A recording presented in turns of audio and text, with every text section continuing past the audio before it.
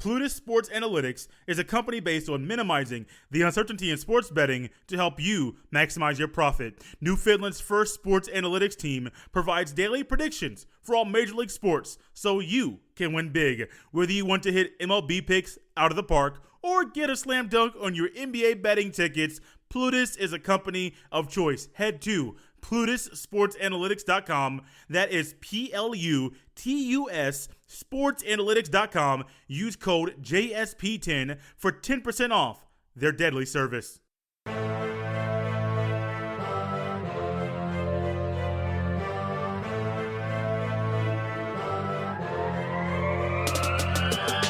Welcome back, everybody, to another episode of the Jay Stevens Podcast. This is episode number 182, dedicated to a man who on March 18th, 1990 was the winner of the PJ Players Championship. It was a one-stroke win over Mark Calcavecchia. And the winner was Mr. Jody Mudd. And as always, thank you for listening and downloading another episode of the podcast. On today's episode, we are joined by Mr. Cody Guinn as him and I have a fun time previewing this year's NCAA tournament. You guys know by now, I love college basketball. This has been a fun year to watch that variety, that level of basketball, and Cody does as well. Cody was here helping us preview the season. He'll be here. He is here with us, helping us preview the biggest tournament of the year, one of the biggest moments or months of the year in any level of sports. But then also, Cody, in the midst of us recording the podcast on Tuesday afternoon, the AP All-American teams were dropped. So we got our instant reactions, both mine and his instant reactions to the AP All-American first, second, and third teams that were announced on Tuesday afternoon. I am sure some of you are wondering and have been asking and thinking, Jay, what in the world is going to be the prize for the winner of the bracket challenge? Well, if you have not submitted and put your bracket into the bracket challenge yet, there is still some time to do so. Head to the ESPN Tournament Challenge app, search Jay Stevens Podcast, put your bracket in there. You'll be able to compete with people like myself, Garrett Grady, who has been here, Cody, who is here with us today, and you will be able to see who has the best bracket among all of the people that are in that challenge. There's going to be two prizes. The first, the winner will get a $25 gift card. The second, you will get a 10-minute segment here on the podcast. It'll probably be the following Monday, the day after, the week after the national championship, but you will get a 10-minute segment here on the podcast. Not sure who it will be. Cody's bracket, Garrett Grady's bracket, Jeff Hunt's bracket, who has been here before. His bracket will be in there as well. So compete with us. It'll be fun. It'll be a lot of fun. You know at some point your bracket's going to get busted, but will it happen in the first weekend, or will your bracket be the very last bracket to be busted in the tournament? Just put your bracket in. We'll find out together. Let's go ahead and take a trip to East Tennessee to enjoy my fun conversation with Mr. Cody Guinn as him and I preview this year's NCAA tournament.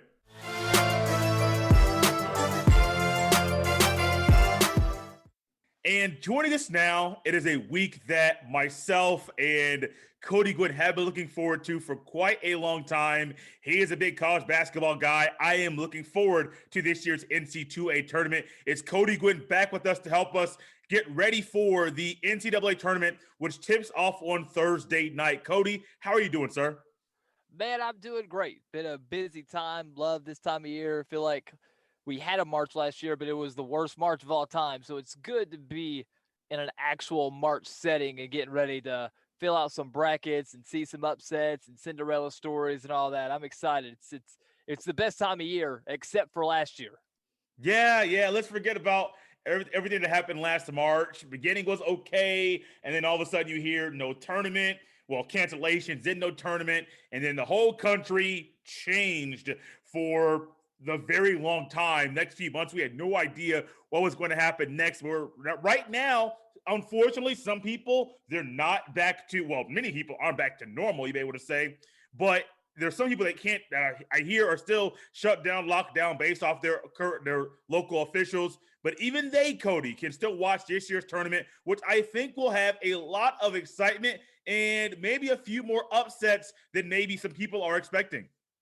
Yeah, I mean, it's been a crazy basketball year, and when you kind of the first half of the season was a little bit tossy turny. There's a lot of teams that didn't get a chance to really practice, didn't get a chance to play at full potential. So a lot of these teams may just now be at full strength, and then some other teams starting to fall off. We obviously have those gigantic question marks about Virginia and Kansas, and are they even going to look like themselves in the tournament? I know I've seen a few people's brackets already who are already predicting first round upsets of teams like Virginia and Kansas just because we don't know who they're going to play. We don't know who's in quarantine, things like that.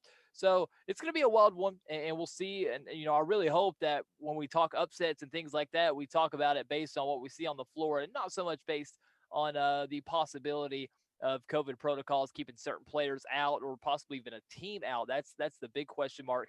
Every day as we creep closer to the first four and into the actual round of 64, that just is sort of, I don't know about you, but when my phone buzzes, I've got a few breaking news alerts, Drew Brees, and then the Patriots are signing every free agent they can think of except a quarterback.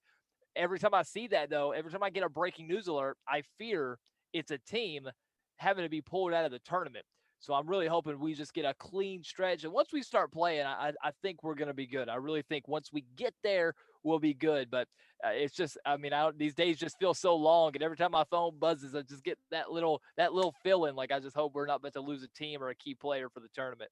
I'm right there with you, Cody. And I do think my memory might be wrong, but I think Cam Newton signed a 1-year deal last year. So I do think they did sign a quarterback, the Patriots, a 1-year deal with Cameron Newton again. Ugh. But I'm with you, man. I'm not very excited about watching Cam Newton play quarterback again, especially for that team. You got tight ends, great. That works for their offense, but his arm is not what you want a starting quarterback's arm to be. No, and I would say that's a move just to have a veteran. They're going to definitely make some moves in the draft. I really feel like if once we get to the NFL draft, which I can't wait for, once basketball season ends, I get to dive into draft mode, and I go right to the NFL draft and right to the NBA draft, which is my two favorite sporting events of the year. I think the Patriots are going to make a quarterback move in the top 10 of this draft. I really do. There's a lot of big name prospects. Of course, Trevor Lawrence, not the one the Patriots are going to be looking at because he's probably a Jaguar all through and through. But the Patriots are going to make a move. They got to get a quarterback, and I think they will in the draft. But hey, you get a good insurance option with Cam Newton. But when I seen that alert, I said shoo, and then I said, oh, that's silly. But I was just hoping that we weren't going to get a notification about one of my upset picks being out of the tournament, because that's what I'm looking for. Because I don't know about you, Jay, but I'm a one bracket guy. I make one bracket and I share it everywhere. I put it in the tournament. I know you got your own tournament challenge. I took that bracket. I put it in the Jay Stevens podcast tournament bracket. I put it in my work tournament thing. I put it in everyone that invited me. I put in that one bracket. So, that I've always been that way. There's been some times where I've consider doing other ones, but it's hard to follow. I know who I picked for the most part. I know who I picked, and it's easy for me to watch the games. And I know I got so many friends who do 25 brackets, and then they go, "Oh man, that's a big upset. I had it on 6 of my 13 brackets." Like, dude, that don't even count. Like, that doesn't even matter. Like, if it's one bracket, I'm a one bracket guy. So I'm definitely paying attention to every breaking news alert, every player injury right now. I'm Jay Billis mode, man. I'm watching everything that happens very closely. When I was a kid, I was maybe middle school, high school age, I had multiple brackets. I always had one that had the North Carolina Tar Heels winning. Now, I was a bigger Tar Heel fan back then than I am now, but I always had that one bracket that was Tar Heels heavy. They're going all the way. Then I would just have some fun with one. Oh, I'm going to have a few more upsets here than normal. Then I was like, this is my real bracket. This is the one that I want to go with. This is the one that is me picking the games in the way that I think they'll go. No bias, no homerism, no nothing. The problem with that motto, Cody, and that way that I was making my brackets at that time, I personally forgot which bracket was the main one. I know which one was the North Carolina going all the way, but with the other brackets, I couldn't make sure which one was the perfect or the right bracket. That was just me making every pick as if I was trying to make some money. And so over the past few years, it may have been in high school, but I remember Mike and Mike, I think it was Mike Greenberg, was talking about you make one bracket only. Don't try to make 1,000 of them so you can always be correct. And I kind of adopted that motto going into my adult years, and that's how I am now. One bracket only. I don't have my own good bracket that I send my friends that want to help me make them some money in their bracket, in their office challenge. Oh, here's the bracket that I think has 1,000 upsets. So they hit me up after game 2 like, Jay, you suck. I said, hey, man, hey, you asked for my help. I gave it to you. That's where we are. But no, I am a one bracket guy. I've been that way for the past few years. And honestly, Cody, it's helped me make better picks and get more picks right because I go with my instinct with every pick. And it's not, oh, I'm double thinking or triple thinking. No, if I think the game's going to go this way, that's the way that I think it's going to go. And sometimes I do get the national champion correct, and I get a lot of games picked correctly as well. Yeah, that's how I am. Just in terms of, I always believe, I love the bracket challenge, and I love how easy it is now because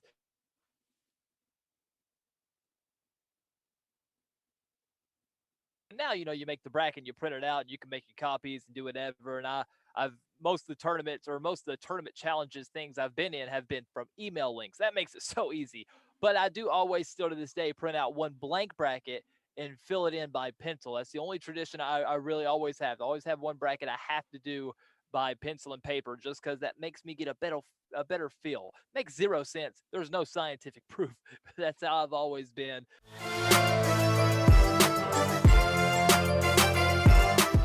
One of the interesting things about this tournament is I was doing a podcast previewing the first couple rounds with my guys over at Baseline Times, and one of our correspondents over there wrote an awesome article where he looked back at, I believe, like the last 21 or 22 tournaments and was basing it on rest versus momentum. And you got these bid stealers, and there's always a few bid stealers every year, but this year there's a couple of notable ones. And the article was just sort of looking at how we look at top 5 teams that don't win their conference tournament and get that extra day, extra 2 days, extra 3 days of rest compared to how these bid stealing teams do and how the teams that just run the table, a team like Gonzaga, who we projected to, run the table and win their conference tournament as they do every year, and some of the better teams doing that. And the article really came out. There's a lot of cool stuff in it, but it turned out, it's pretty even. We've seen a bunch of champions who got a chance to rest in the conference tournaments. We've had a bunch of champions who just went undefeated for the really second half of the tournament. But those are always interesting concepts when you look at teams like Georgetown and you look at teams like Oregon State who are playing, Tennessee right down the road here from Knoxville.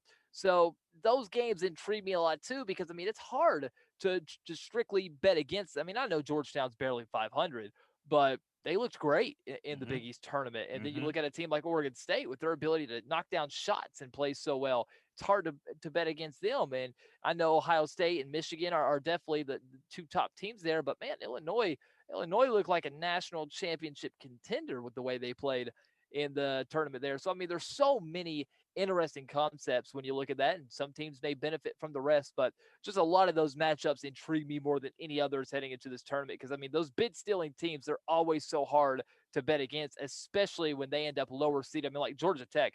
Georgia Tech's one of those teams that at times I think, and I think that in my bracket, I may have them with the Sweet 16. They're just so hot right now that I know they're not the best team out of the ACC in the tournament, but I just feel they're hot at the perfect time. They got the emotion. They got the momentum.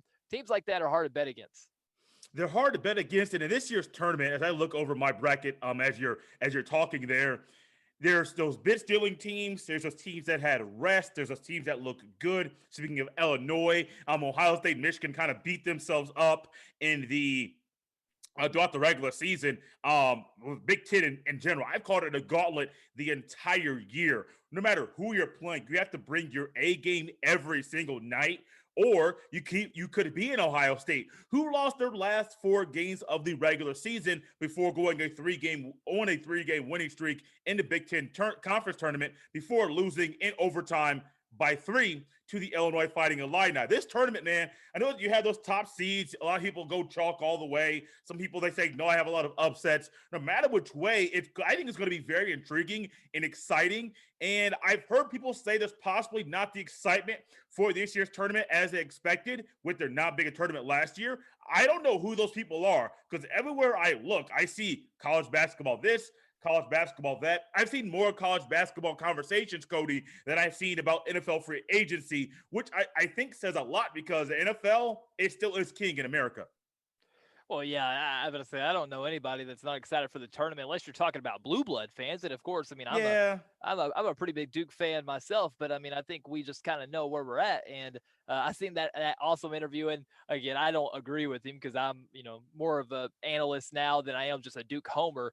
But Zion Williamson did that interview with ESPN, and they said, hey, who you going with the NCAA tournament? He said, it's a trick question. If there's no Duke, then I don't care. I think there might be a lot of fans who had that same feeling. If you're a Duke big fan or a big Kentucky fan, or even really if you are a Michigan State or Kentucky or Kansas fan, you just don't have that same feeling. I mean, Kentucky and Duke, of course, out of it, but I don't think there's a lot of Tar Heel fans that think they're going to make a big run, and a lot of Kansas fans who are now worried to death about, who they're going to lose in terms of those opening matchups with the COVID stuff. So I think those are the only fans that are really not fully on board. I think everybody else is gung-ho. And I've had a lot of people talk about March Madness to me that are just sort of your casual college basketball fan. And March Madness is one of those things that just attracts everybody. And, from where I work, not everyone's in the sports department where I work, but yet we still do a bracket challenge throughout the whole building, and people who could, barely tell a basketball from a football will still put their bracket together.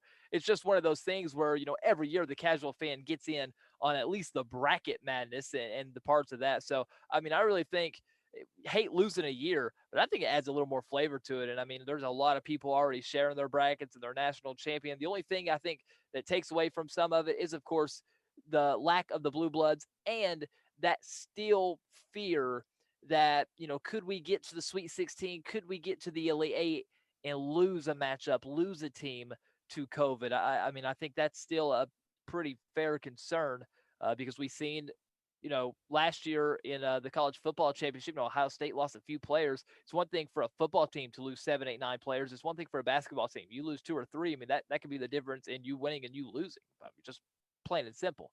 So things like that are concerning, but I think for the most part, I've not really heard anybody who's not excited for the year for the college basketball, even if your team's not in it. Again, I'm a big Duke guy, but we knew, weeks ago that Duke wasn't going to make a run. I thought they could probably sneak in the back door and get into the tournament, but at the end of the day, there's a lot of intriguing factors that aren't blue bloods in this year's tournament, and it's a change of the guard. It's been that way for a few years now. We can see the wheels turning in sort of kicking the blue bloods out of the top of the heap. And we're seeing that this year with, Gonzaga no more that redheaded stepchild mid-major that's always up there. That's not it. Gonzaga's a powerhouse, and they're going to be a powerhouse until the few days are over. So I think this is a year where all eyes are on them, and it's their year to lose it. And I think that's a big thing. And they're sort of now becoming the new age of blue blood. Teams like Gonzaga, teams like Villanova, teams like Virginia, teams like that, they're sort of becoming this new era blue blood, if you will. Speaking of Gonzaga and the run Mark Few has been on, we're going to get to the bracket right now.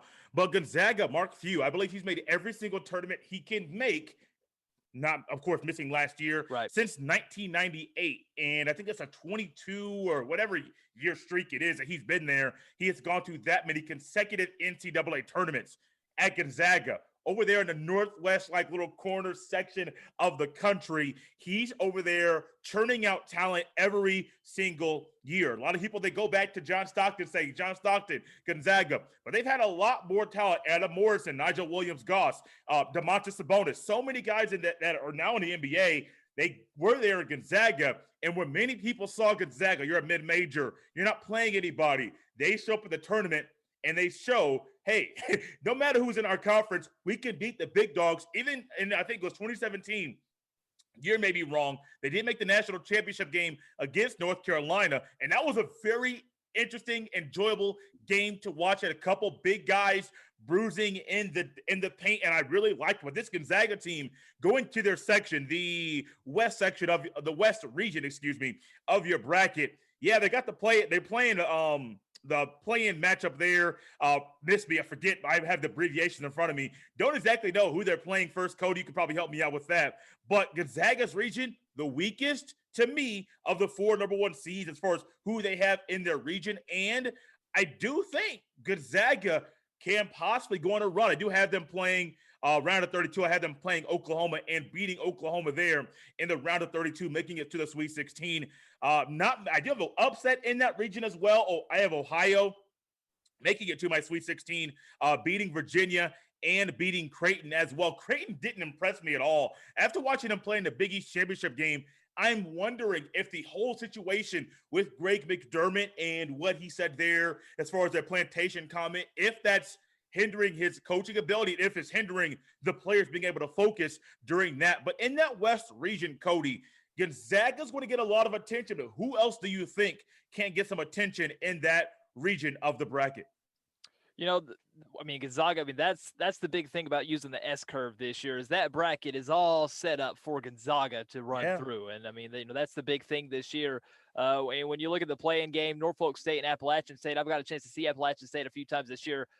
They're not, Gonzaga will win that game by 50, 60 points possibly. I do think for the most part, and according to my bracket, I'm chalk through the first round. Okay. I think Gonzaga, Oklahoma. I think Creighton will start to put it together once we get into the tournament because, you do have the lack of focus and you do have, the coach trying to save face there from his comments and the players.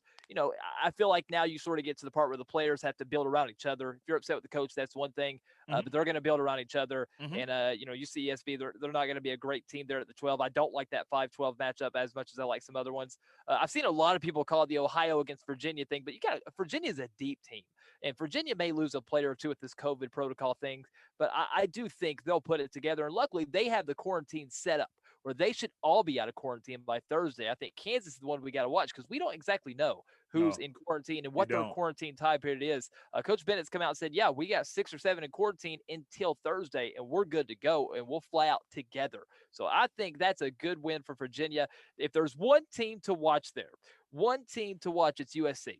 I think the Pac-12's been underrated or not really underrated, but they've just not played up to par with the other big conferences over the years. This year, I've been real impressed with how the Pac-12's put things together. I think out of every player in this tournament, of course, Cade Cunningham, Jalen Suggs, a couple of those guys from Texas can all build their NBA draft stock.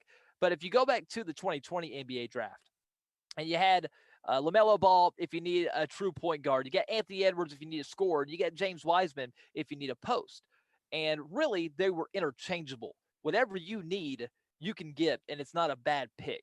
Anthony Edwards, Minnesota, they needed a slasher. Here you go. So say we get to this year's NBA draft, and the team that gets that number one pick doesn't need a point guard. Now, don't get me wrong. I think Cade Cunningham is a superstar. But I think if you come into the draft and you need a big man, and you need that physical, you need your own Joel Embiid, you need your own Karl Anthony Towns, it would be incredibly hard not to pick Evan Mobley with a top overall pick, especially if he has a good couple of weeks in the NCAA tournament. I like USC over Kansas. I like USC then going on, and I like USC to give Iowa a showdown.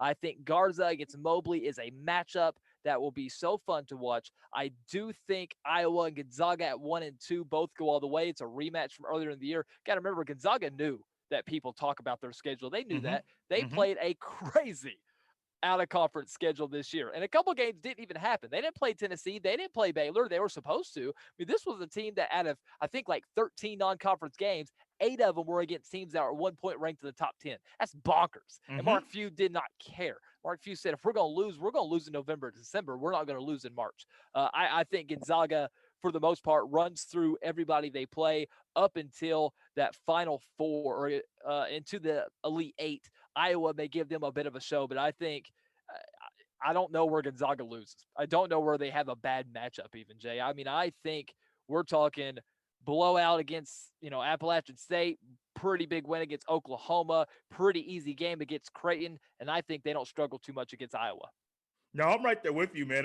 My Sweet 16, as I got Ohio, but I think Gonzaga, Ohio in the Sweet 16, that's going to be a blowout. I do have USC and Iowa in my Sweet 16 as well. Got Iowa winning that one. Our Elite Eight is the same, bro. But when I watch Gonzaga play basketball, it's hard to find out when one or two or three players will have an off night shooting the basketball. I interviewed a writer from that covers Gonzaga for SB Nation earlier, and I highlighted this here, and he even talked about how it's kind of hard to guard them because we talk about Jalen Suggs all the time, but you got Corey Kispert, you got Drew Timme, you have all of these guys there that can put the ball in the basket at a high clip consistently, no matter who they're playing.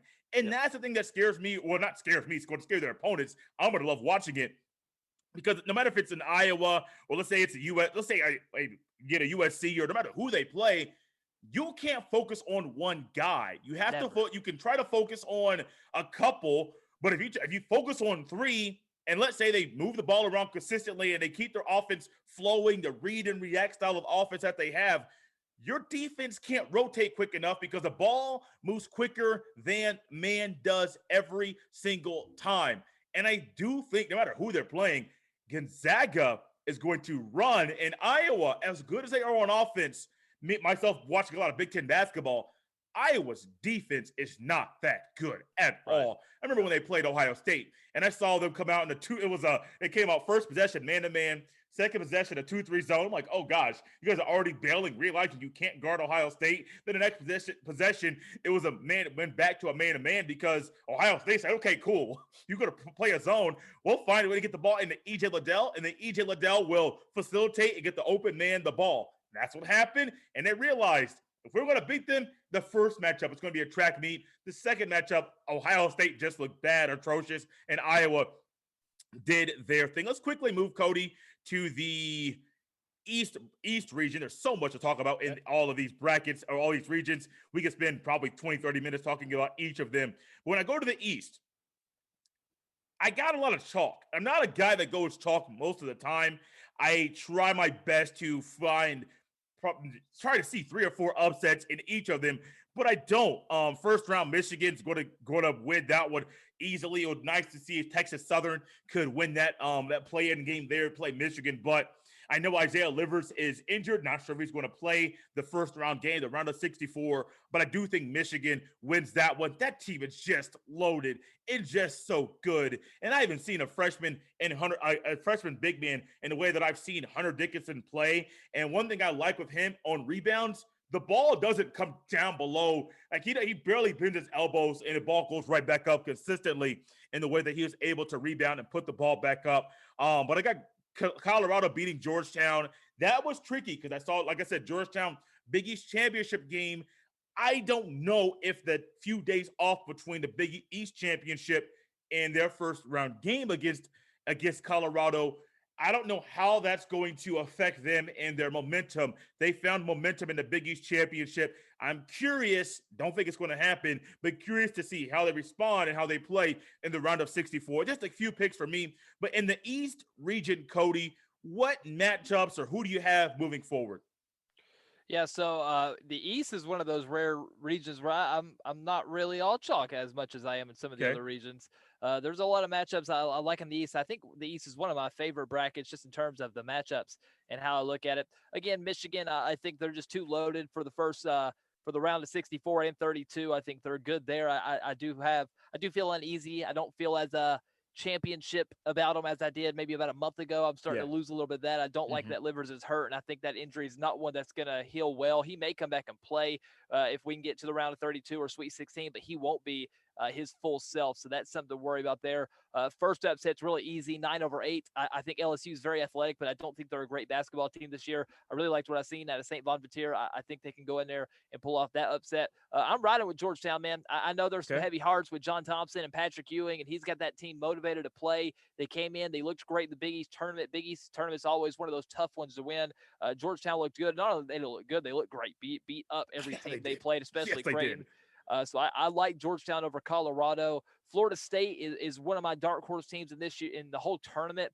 I just love their team this year, and I think they got some really skilled players, similar to last year, similar to how they are almost every year now, where they always have those guys that are just built NBA ready. That's something Florida State and Leonard Hamilton does well. He's always got a few guys that, maybe their stats don't show up. Talk Pat Williams, and they got a few more on their team from last year, but they're just NBA ready. And that always seems to show once we get to March. I like them over UNC Greensboro.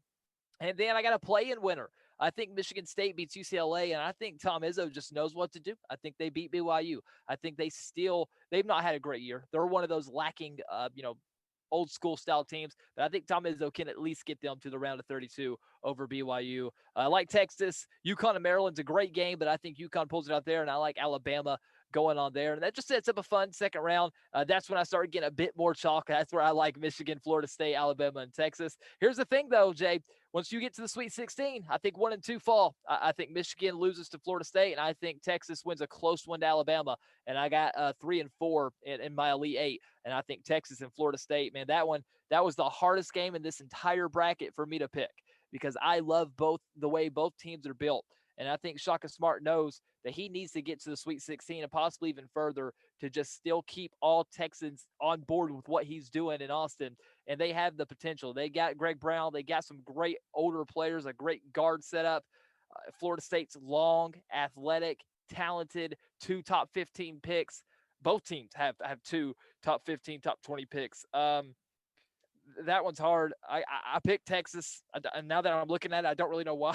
But I got Texas marked down here, so I'll go with that. I love that game in the East Final. I think Florida State and Texas, and not that I don't like Michigan and Alabama. I really like Michigan and Alabama too, but I've just lost a little faith in Michigan these last couple of weeks, and I think Alabama is very good. But they're just so fast and play so quick that you have to think one of those games get away from them, and they turn it over too much. They miss too many long-range shots. They get in foul trouble because, they just play so fast. Nate Oates just wants to play so fast, and I think that will hurt them sometime in the tournament. It may not be against Texas. It could be earlier, but I think they can beat UConn, and I think them and Texas put on a show. I love that East bracket. That's one of the brackets I just can't wait to watch. If I have to pick a game every hour or so, it's going to be hard not to always pick a game out of the East. Oh, I'm right there with you, bro. So my Sweet 16 in that region, I do have Michigan. I got Florida State, Texas, and Alabama. The winners are I have Alabama beating Texas. Kind of because I think the Nate Oates effect of this team is going to ride them through a little bit. And I love Hunter Dickinson. I'm a guy when it comes to big men.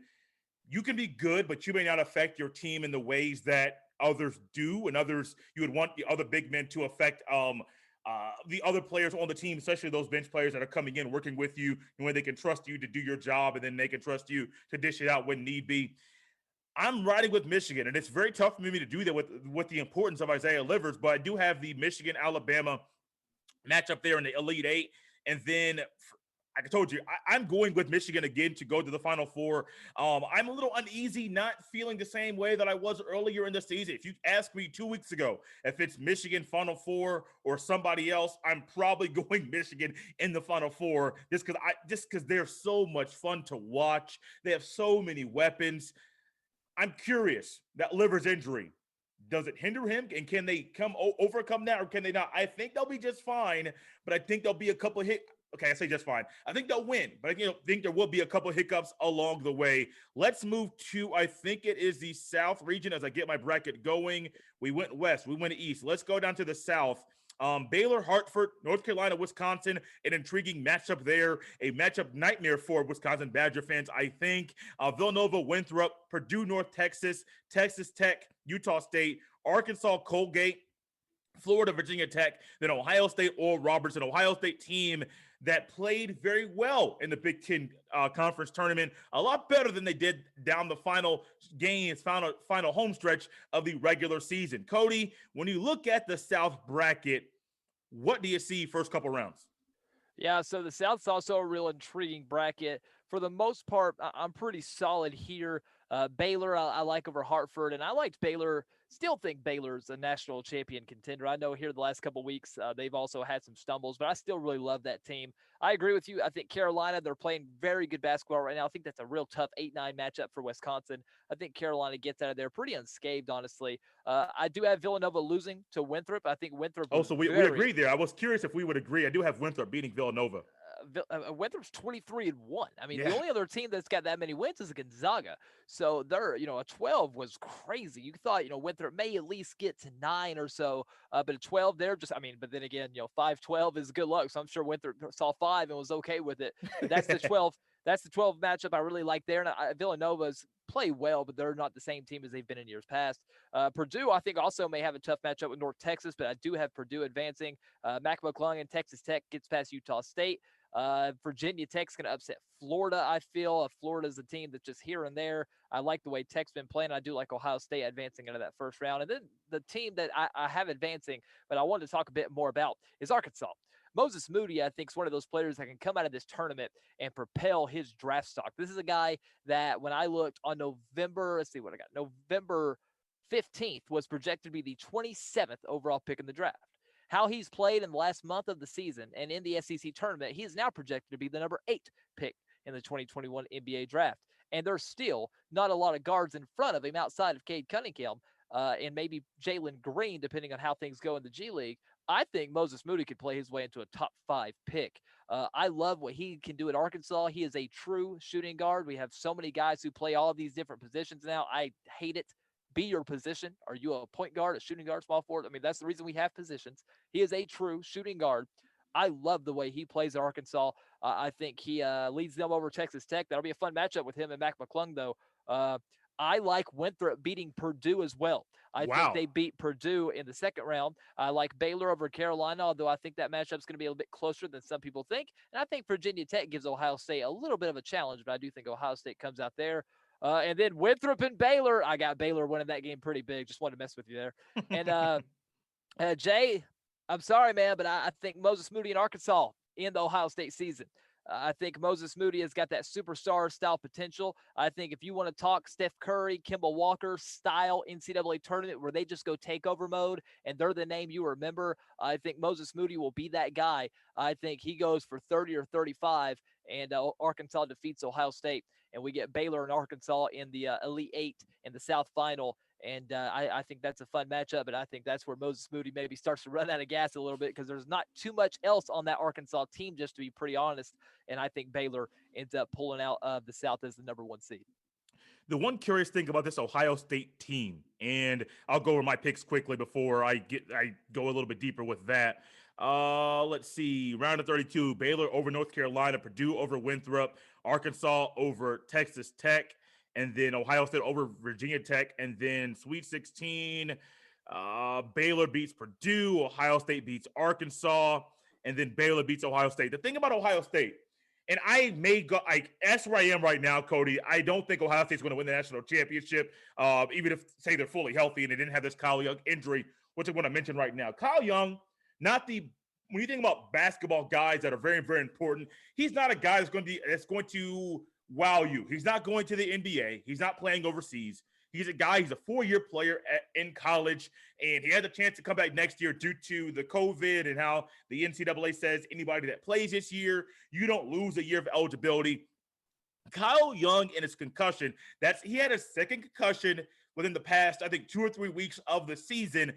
He ended up not playing. He had missed time in the Big Ten Conference Tournament. I don't think if he was healthy, Ohio State would have beat Illinois. Illinois is just that good. But if Kyle Young is not there, I could easily see Arkansas beating Ohio State, going with your pick there.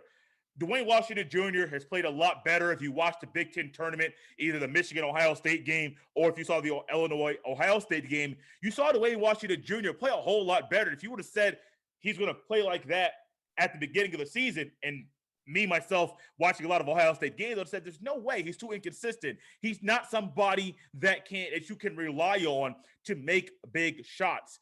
Earlier, first game against Michigan, career high 30 points. Second game against Michigan, that was either Michigan or Illinois.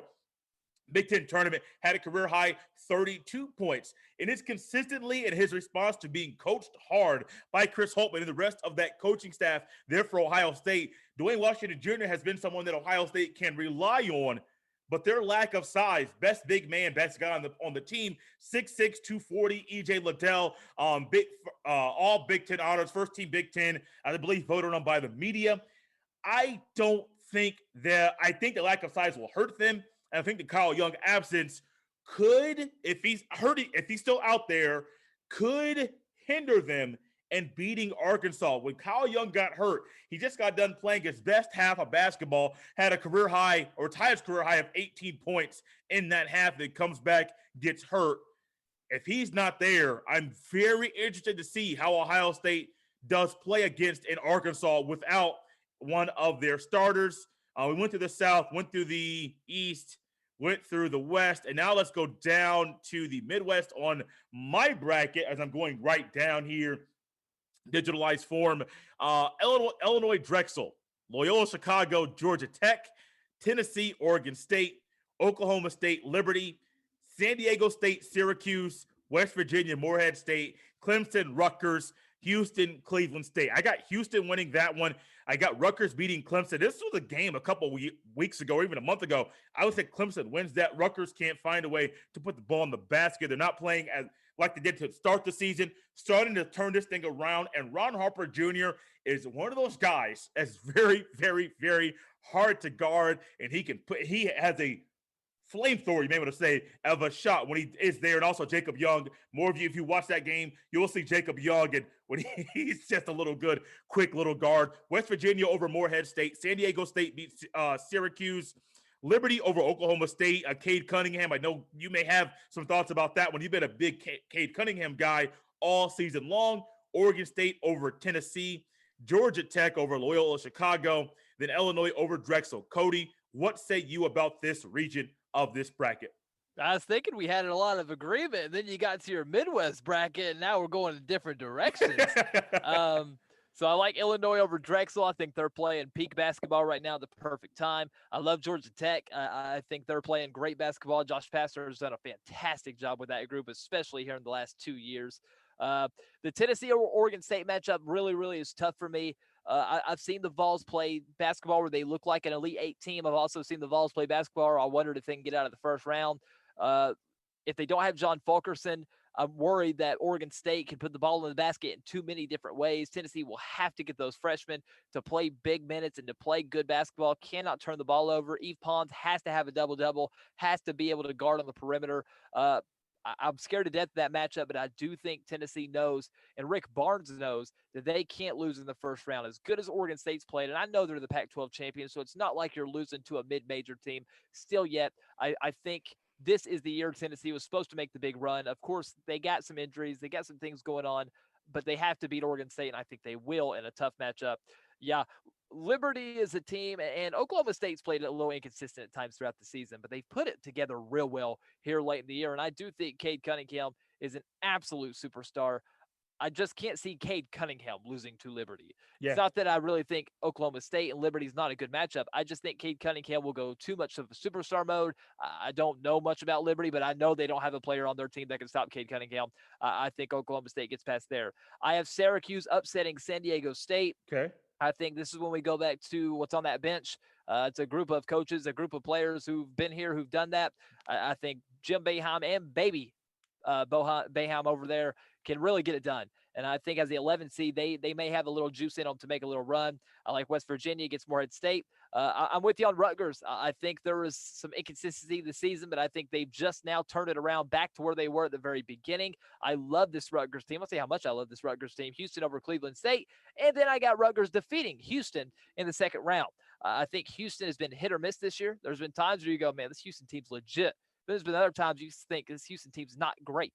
I think regardless, Rutgers, if they play like they have the ability to play, if both Rutgers and Houston both play to their peak, I still think Rutgers has more players who can score in crunch time, more players who can get it done. I like Rutgers at the 10 seed to advance over the number 2 seed Houston. And then I continue that, and I think Syracuse and West Virginia in a battle of press defenses, in a battle of just ugly offense. I think Syracuse gets it done. Now, the combined score may barely be in the 50s, but I think Syracuse upsets West Virginia there as well. So I do have a 10-11 matchup in my Sweet 16, which is always fun.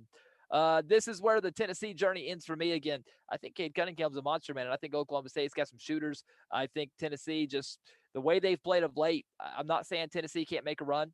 I just don't think they can get past Oklahoma State. Right when this bracket came out, this is the first thing me and all the Tennessee fans I knew said, like, oh, man, Oklahoma State in the second round, that's where it ends. And I agree. I think Oklahoma State gets it done. I think Illinois and Georgia Tech is a close, close, close game. And I didn't pick it, so I can't go with it.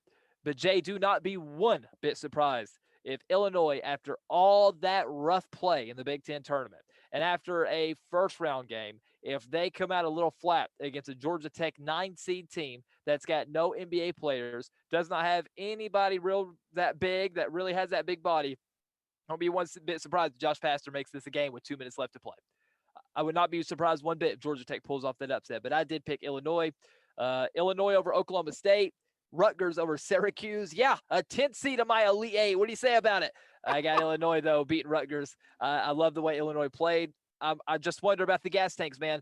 Again, we talked about, John Glowitz, and he wrote that article on Baseline Times. And I looked at that article, and then I looked at Illinois. That was the first team I looked at because Illinois had to scratch, claw, fight, bite, do everything they could to get out of the Big Ten as the champions. How will that affect them once the NCAA tournament starts? Is that momentum? Is that peaking at the right time? Is that having two of the best players in the tournament? Or is that, did we just, spend every amount of energy we had to win the the Big Ten tournament? And now we're coming into not an easy division. Midwest is not easy by any means. A lot of those teams that I don't have winning and that you don't even have winning, I think we could both be wrong. They can make a run. Again, I'm not high on Tennessee right now. Rick Barnes could have that team turn around and they can make a run to the Final Four. A team like Oklahoma State. Cade Cunningham just out of nowhere flips the switch and he goes Kimball Walker mode. No, there's a very clean chance Oklahoma State makes a run. If Houston's on point, I could be completely wrong, and Houston can make a run to the Final Four. I just wonder how much is left in that Illinois gas tank. I put them in my Final Four, though. But that's the one Final Four pick that I feel just a bit uneasy about because, dude, they play the Big Ten. I said whoever wins the Big Ten tournament won't win the national championship. I literally said that to the Baseline Time guys just about 2 weeks ago because I knew that Big Ten tournament was going to be taxing. And I think Michigan and Ohio State, just to be honest with you, I think they both knew that too. Think about it. And people know that listen to this, they know that I cover Ohio State. I go over Ohio State's run because I have it on the top of my head as far as Cody talking about the Big Ten Conference tournament, how grueling, how taxing, how you have to be a grown man to play that style of basketball. Ohio State played, I believe it was Minnesota. Yeah, they're the ones that got Richard Pitino fired. But I didn't think about that till just now. He did get a new job. He was unemployed for literally 12 hours. Yeah. Fired by Minnesota. Got hired by New Mexico. New Mexico, yeah, so New Mexico called. 12 hours. That's amazing. Go from making millions. What's that? Yeah, dude didn't even update his Indeed profile before he had another job. No, man, no. He went from making millions at one place, making probably $1 million or a couple million at New Mexico. Must be nice. It always helps when you have the last name Pitino. Yeah. And Cody, I know this. I wasn't going to do this, but Indiana just fired Archie Miller, bringing up Pitino. We'll get back to the bracket here in a second. This popped into my head when I said Pitino. People out there are saying, hey, Indiana should go out and hire Rick Pitino. Yep. He was out of coaching, he was over in Greece, came back to Iona, and now he got Iona to the tournament. How about we go get Pitino? I think they forgot about all those battles that Bob Knight and Pitino had when Pitino was coaching at Kentucky and Bob Knight was at Indiana. I don't think the old IU homers would say that, but there's people that are our age, and especially the youngsters that are early 20s, saying, oh, Pitino's a Hall of Fame coach. Bring him to Bloomington. I don't think it's going to happen. I don't think so. But I do think it was a right move by Indiana to go ahead and get Archie Miller out of town because he has not developed players. And what he did at Dayton, Cody, when he was there, 20-plus win seasons, he can't do that, and he did not do that in Indiana. Yeah, and, I think we all sort of know what Indiana wants. They want the Boston Celtics to struggle here down the stretch. Want Danny Ainge to pull the trigger on bringing in a new coach and Brad Stevens be a free agent. Brad Stevens come to Indiana. I think really Indiana may make some calls, and I wouldn't be one bit surprised if one of those calls or emails or text messages is to Rick Pitino just to say, hey, maybe we can talk a little bit and just sort of see where Pitino's head at. Rick Pitino may not want to immediately jump back into a big team in a big conference. Because, I mean, we're still just a few years away from all those violations and things Mm-hmm. like that. So I think both sides will be a little worrisome to do that, especially to come to Indiana and have those expectations. But I think all accounts, it's Brad Stevens or, let's just see what else happens in the NBA. I think that's where Indiana's going. They want to make a hire that's a bit of a splash. I think that's the goal there, because they've tried for years. They need somebody, but I know all the fingertips are right there hoping that the Celtics fall off a little bit down the stretch, and Brad Stevens is right there ready to come back to college basketball, which there are rumors that he is wanting to return to college basketball. I just don't know if that rumor is for ASAP or, in a couple years down the stretch, whatever. You know how the NBA is. He's not going to be with the Celtics for 10 more years. That's just highly unlikely. But that's just something to watch. Real interesting to watch. It is. I know, going back to the days of Kelvin Sampson there at Indiana, if Kelvin Sampson didn't have those NCAA violations, I think the Indiana program would be looked at a whole lot different now than it is. But when you're there for a few years, you have violations, you get fired, then you go from Sampson to Tom Crean, and Tom Crean did what he did. Now, he did get Indiana to a spot that they hadn't been to in a while, but fans, they're like, no, it's not good enough. We want a championship. Instead of realizing and recognizing what Tom Crean did there, you're saying, no, no, no. Sweet 16, okay. We'll look bad against Syracuse. How about we just fire you, bring somebody else in? I hope that whoever this next hire is, he gets a little bit longer of a leash to do what he needs to do to turn this thing around. Michigan State fans might not like this, not Tom Izzo, but I'm hearing that maybe a Dane Fife reunion to Indiana might be something that's in the works. I don't know, but that may be something that Indiana fans could go with. Get away from Indiana basketball. Archie Miller, that's a big story, but the tournament to me is a whole lot bigger than what is going on with the Indiana Hoosiers basketball program. The Midwest region, Cody, let me get back to that really quickly. You went through your picks. Illinois over Georgia Tech for me. I got Liberty in my Sweet 16 beating Oregon State. That was a little tricky one for me, but I knew I had to have one of those mid-majors getting to my Sweet 16, and Liberty was the one that got the move. San Diego State over West Virginia, Houston over Rutgers. And that was tricky because I know how well Rutgers has played down the stretch, but I like the Kelvin Sampson effect there. Houston over San Diego State, Illinois over Liberty, and then I got Illinois beating Houston in my Final Four. My Final Four is interesting because it's not the way that I normally go with my picks. And I'm looking at it. I'm not sure if I made a mistake here or not because I thought my original bracket before I hit submit had a different matchup. But I do have Gonzaga, Michigan, Baylor, Illinois. I'm not a guy to normally go chalk 1-1-1-1 in my Final Four that way. But Baylor is amazing. I think this run of the tournament, we'll see more of the Baylor, consistent Baylor that we saw early in the season before that COVID pause. I think Illinois, with their depth and how many weapons they have, they'll get this far. Gonzaga's just good.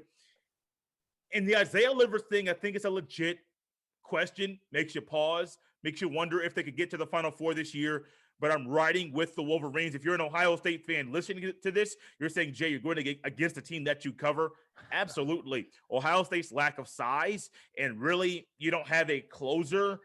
Dwayne Washington Jr. is only so good. He's not your closer that you need or that you look at and say, NCAA tournament, you can rely on this guy to make big shots down the stretch. Don't think Ohio State has that. I go chalk, kind of scary saying that. But, Cody, could you remind us what your Final Four is? So I have Gonzaga, and then I have I have Texas, but I do still think that I think Gonzaga and Texas is in the Final Four. I think that matchup works real well for Gonzaga. I do think if Florida State beats Texas, I think Gonzaga has a much tougher time dealing with the length of Florida State. But I do have Gonzaga over Texas, and then in the South Midwest, Final Four, I have Baylor and Illinois, two number one teams. I think chalk really the way to go this year, just because all these teams are now at their peak and playing at the highest level. And this has been a big year for these top tier teams. And again, I'm just waiting for Illinois to run out of gas. But when I did this bracket, I kind of just started to look at the matchups, and I think Illinois just has some better matchups than Baylor does, especially the Baylor we've seen over the last 6 weeks. Now, you want to go back to December, I'd pick Baylor over Illinois based on what we've seen from Illinois there. But as of now, based on what I've seen, especially these last 6 weeks of the season, I do think Illinois is a better team right now than Baylor. That's a tough matchup, but that'll be a fun matchup too. Baylor and Illinois. There's some great matchups all over the floor. So that would set up my championship on April 5th to be Gonzaga and Illinois. And I think again, I'm just waiting to see how much gas is in that Illinois tank. I sort of think that they're going to be able to run with some momentum through the first little bit, and that'll get them to where it's where they can see the light at the end of the tunnel. I think the light at the end of the tunnel, though, has got a big dog down there, a big old bulldog. I think this is the year. I think this is the year Mark Few has to make his run. Mark Few's got to take these guys. He has got a squad with Jalen Suggs, with Corey Kispert, with Timmy. He's got a great team. There's so many players that don't get that same name recognition that are just as good on that Gonzaga team. I think people always just think they're one or two players. Gonzaga for years has been a full team. That's Mark Few 101. Doesn't matter. He had Adam Morrison. He had Ronnie Turioff. He had all these great players. He's always got players around them, though. That's what makes Gonzaga so good. I think this year is the deepest, most talented Gonzaga team that Mark Few's ever had. I think it's not based on what conference they play in. It's based on that stretch before they got to conference play. They didn't have a tough time dealing with great teams then. I don't think they'll have a tough time dealing with great teams now. I think they win 68-63 against Illinois, and I think Gonzaga finally brings home that national title. Wow. Wow. We agree on the national champion and national championship game. I do have Illinois in there. And the Io DeSumo effect, I don't think we talked about him at all. He is one of those guys that the NCAA tournament is made for. Yep. Where stars are made. Well, he already made his name as a star, and you saw him rocking the black mask towards the end of the season, end of the Big Ten Conference tournament. But I do think the depth. I do think Mark Few has run, and I do think Gonzaga is just so good. Cody, we'll close this with an instant reaction to the AP All-American teams that just got announced. I'll get to that in a second. But one interesting thing about Gonzaga possibly winning the national championship. The last time we had an undefeated national champion was 1976. The Indiana Hoosiers, I believe they went 36-0. They were actually down at halftime. And I watched a clip recently, actually before hopping on with you, and they talked about how Bobby Knight at halftime went into the locker room, and he didn't yell. He wasn't loud. He wasn't throwing things. Didn't have a temper tantrum. He simply said, all this work, all of this hard work you put in to accomplishing this goal, and you have 20 minutes to go out and attain and achieve the goal that you've worked so hard to get. And I think his approach and him not being the yelling guy or somewhat of the loud guy that so many people have known him to be, a different approach in the locker room, that hit them different. And we all know that 76 team, the last undefeated champion. Also, interesting note about that year, I believe, Cody, that was a lot during that season.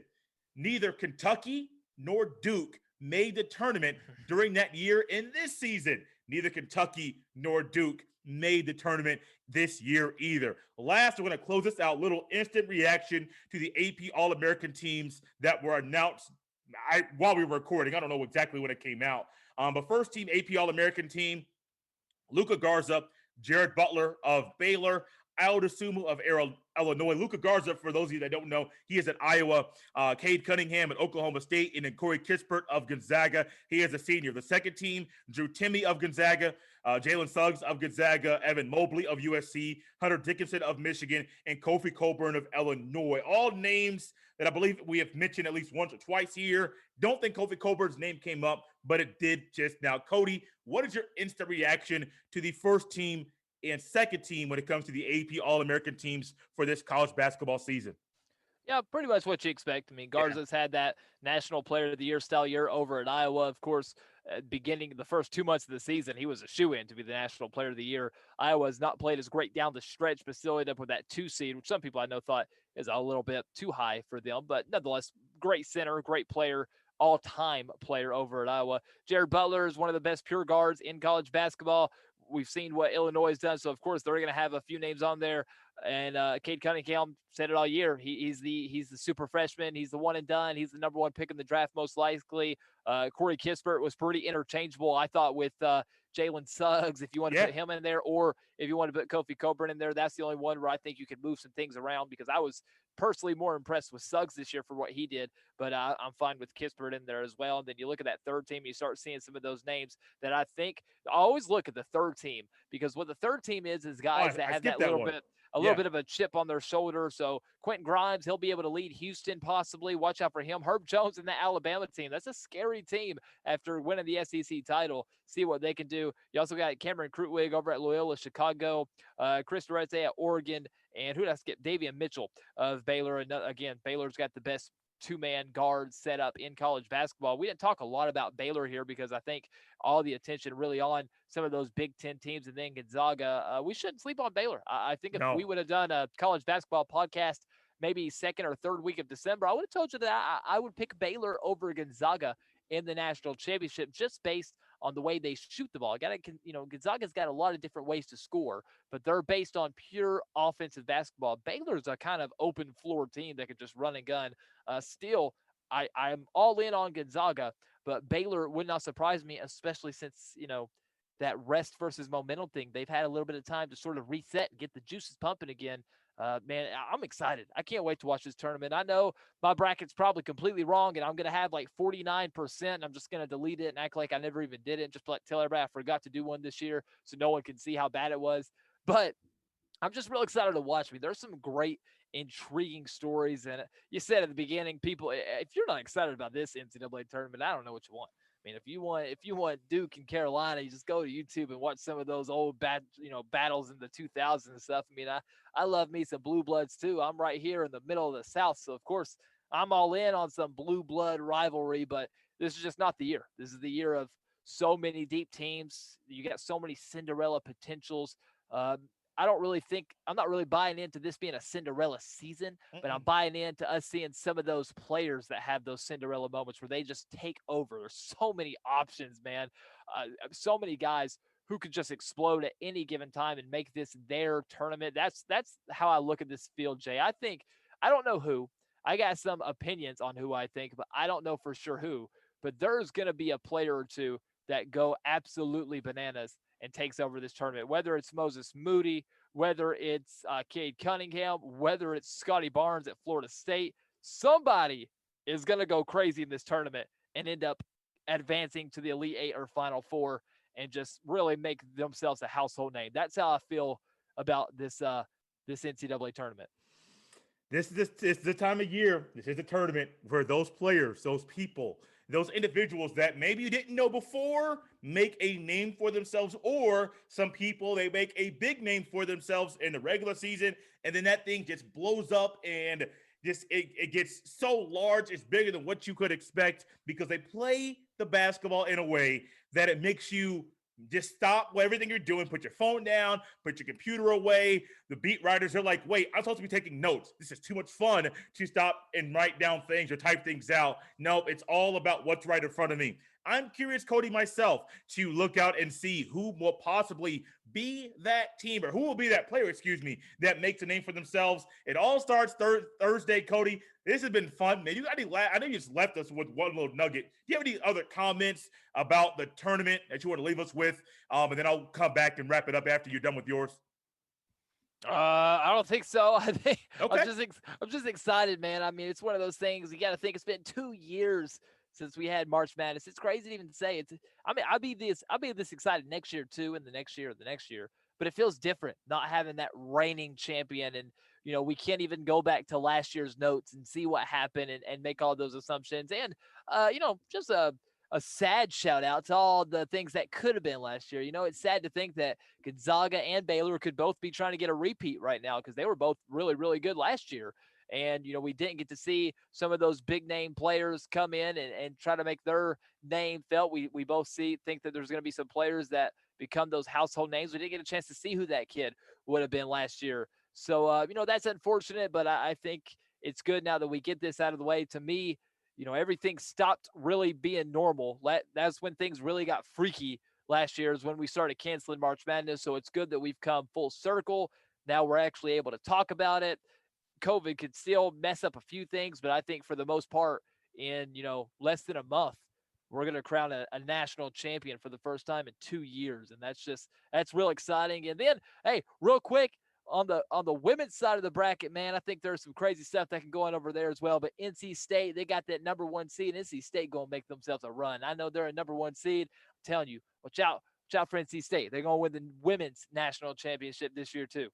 When it comes to the women, I'll close out with this. I don't normally watch women's basketball. I'm not sexist or anything like that. I just normally spend all of my time watching the men's side, especially with me covering a team this year. That got a lot of my attention, hence why I watched a lot of Big Ten basketball. But one thing I know, Cody, and I know you know this as well, and listeners, I want to leave you with this little nugget.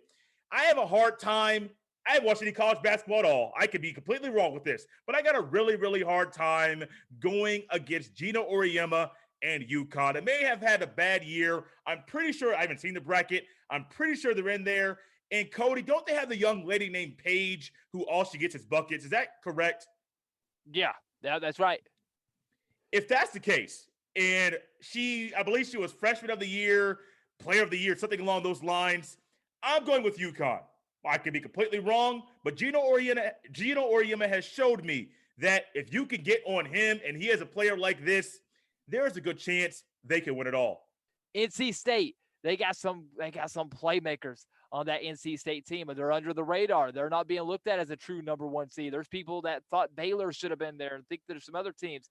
NC State, man, they go and win it. I got Gonzaga in the men. I got NC State in the women. I'm not going to make any money this year, but that's where I'm going.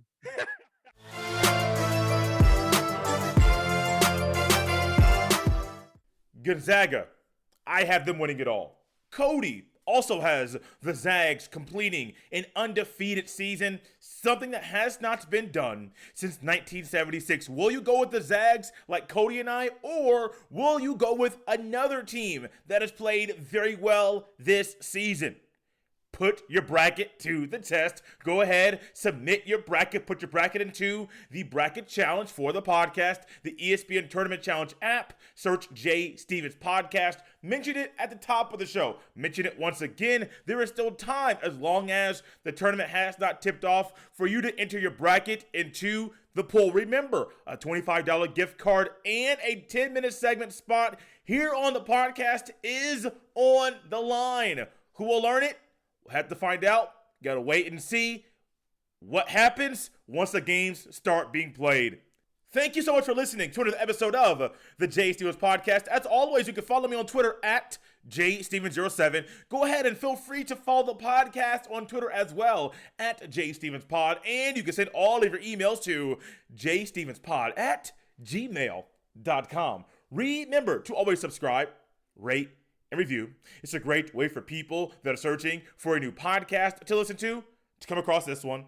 Then remember to always get the word out about the podcast via word of mouth. The things that we enjoy in life, we are always willing and somewhat wired to tell other people about. So no matter if this was your first episode or if you have been listening since episode number 1, be sure to let people know about the podcast. This is episode 182 of the Jay Stevens Podcast. I will see you next time.